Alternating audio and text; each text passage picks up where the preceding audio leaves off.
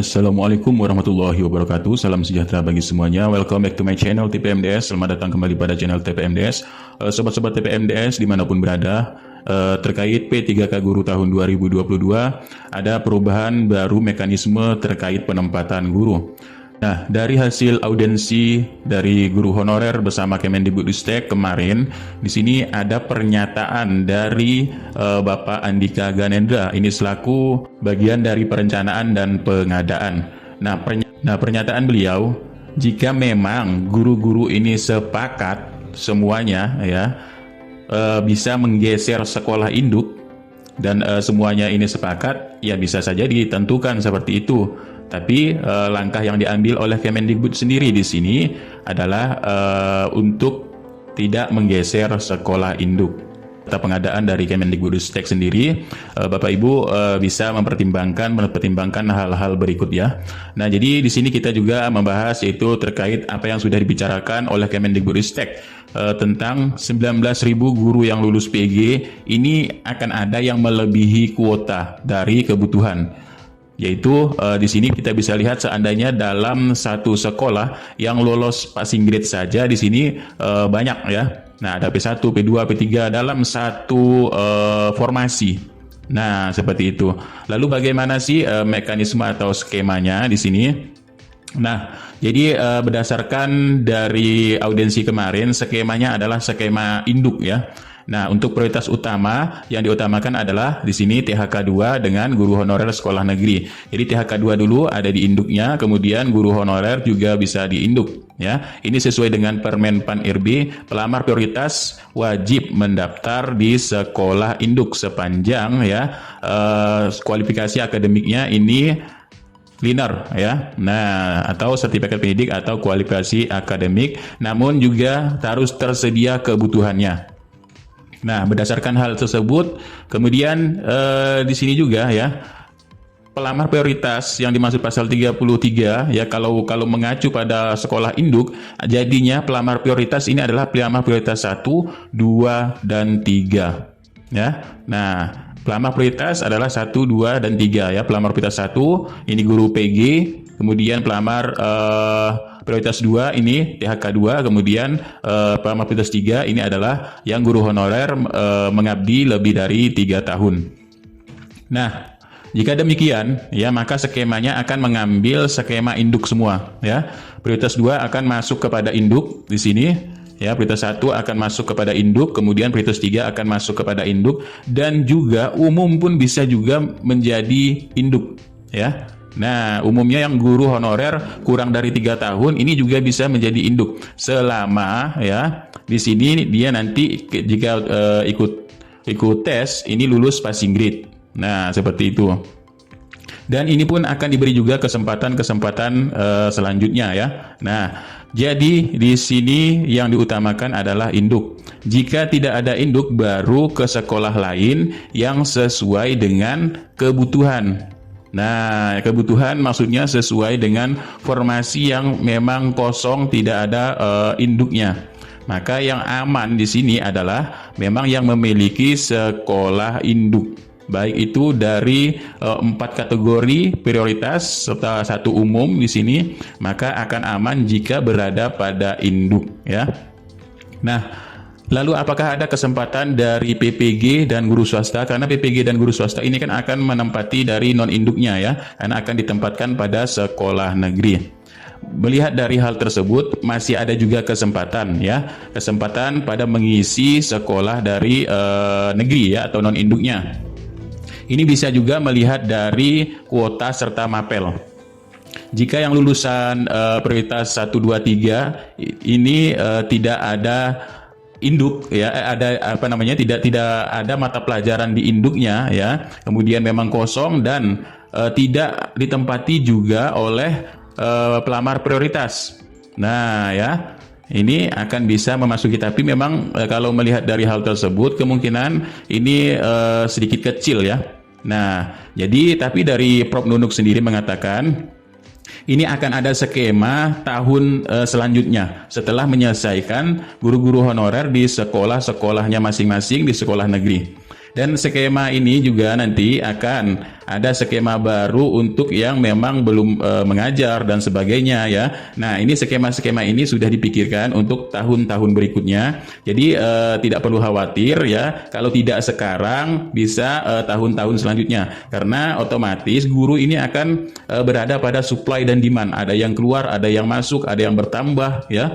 Tergantung juga kurikulum ya, ada bertambah mata pelajaran dan sebagainya ya. Nah, jangan khawatir ya, kalau tidak masuk tahun ini bisa tahun-tahun selanjutnya.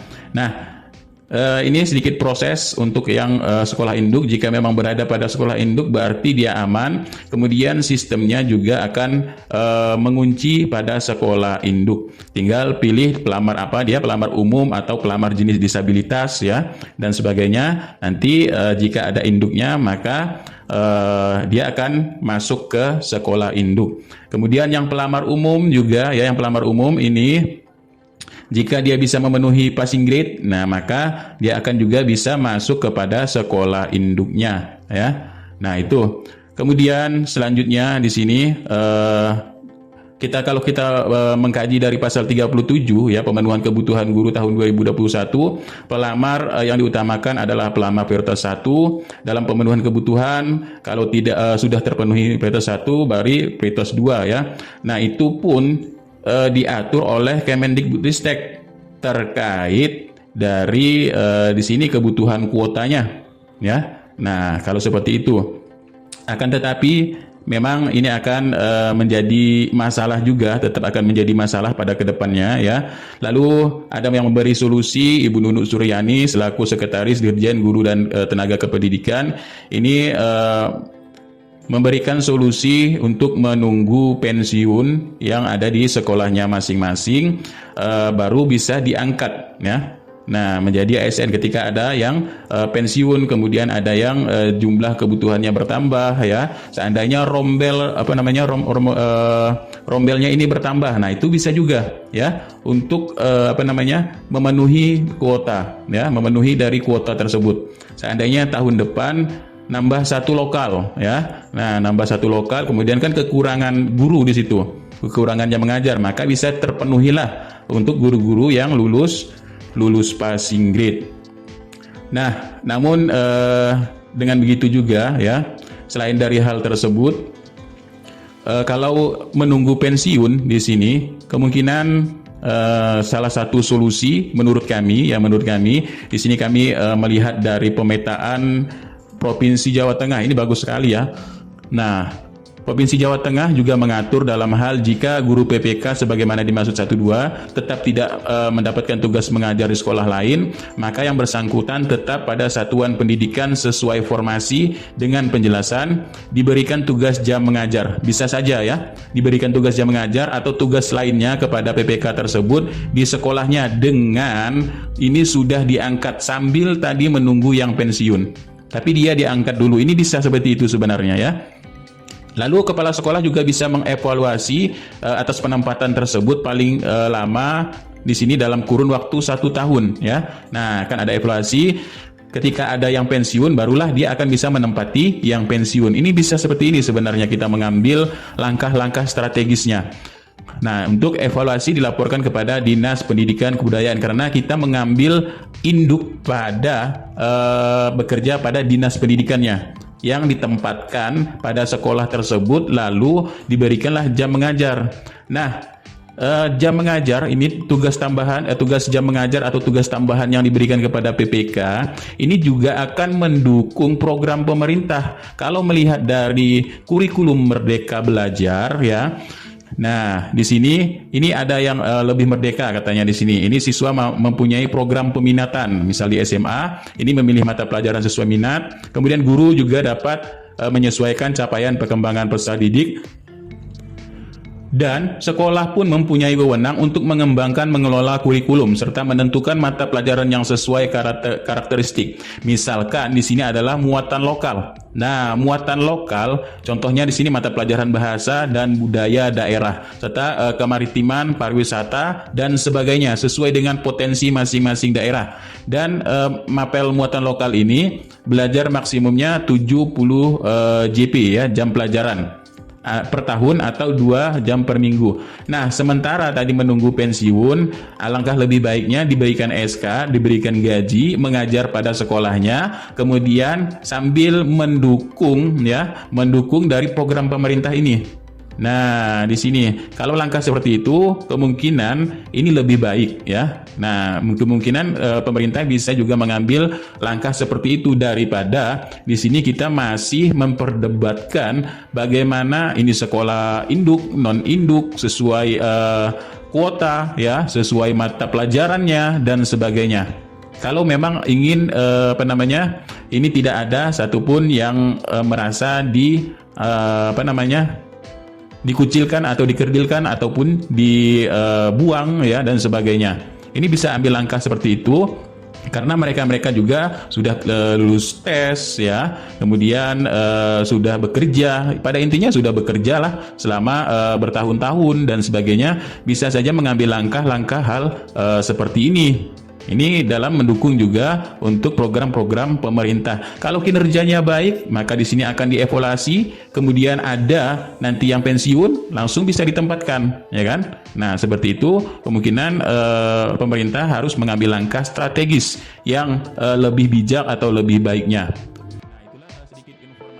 Nah, atau bisa juga mengambil langkah sesuai dari keputusan dari Komisi 10 dan DPR RI Komisi 10 serta pemerintah kemarin ya untuk sekolah di sini sekolah swasta ya juga. Nah, bisa ini Kemenpan RI sedang melakukan koordinasi dengan Kemendikbudristek terkait guru PPK yang boleh ditempatkan di sekolah swasta dan mengusulkan adanya transisi guru swasta yang lulus P3K. Nah, ini bisa juga kita gunakan untuk yang sekolah swasta. Kemudian ada masa transisi, tapi ini sudah di SK-kan ya. Di SK-kan, ditetapkan NIP-nya dan mendapatkan gaji dari negara ya. Kemudian ini masa transisi sambil menunggu adanya yang pensiun tadi.